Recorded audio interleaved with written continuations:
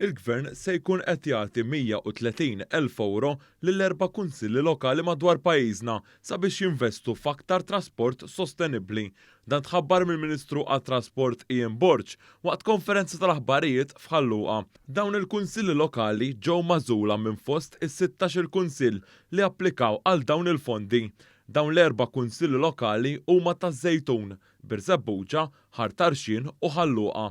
Ħalluqa ingħata 50,000 euro u One News kellem mas-sindku ta' din il-lokalità dwar dan il-proġett. Bażikament din hija xi ħaġa soċjali wkoll, apparti l-fatt li għandek ċertu anzjani li għandhom problema ta' mobilità u għallum jistgħu jsarħu magħhom il-kunsill lokali jista' jipprovdilhom dan it-trasport biex ikunu jistgħu imorru ċentru ta' matul il-jum, imorru l-clinics, qed tifhimni mingħajr problemi ta' xejn.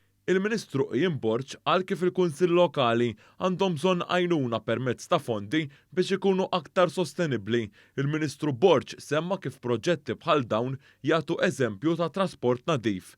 Il-Ministru għat-Trasport semma wkoll kif il-baġit tas-sena d-dieħla jagħti l-aktar għotja ġeneruża fl-Ewropa għal dawk li jixtru vettura li tniġġes anqas u fakkar fil-qalba tal-flotta tat-trasport pubbliku għal dik elettrika. Iktar minn xejn b'dan il-mod il-Gvern l-awtorità qegħdin naraw illi l-komunitajiet ikollhom proġetti viżibbli ħalli n-nies tifhem il-bidla li rridu naraw, il-bidla lejn trasport iktar nadif u mezzi alternattivi kif ukoll infrastruttura xierqa biex jkunu jistgħu jiġu prattikati mezzi alternattivi.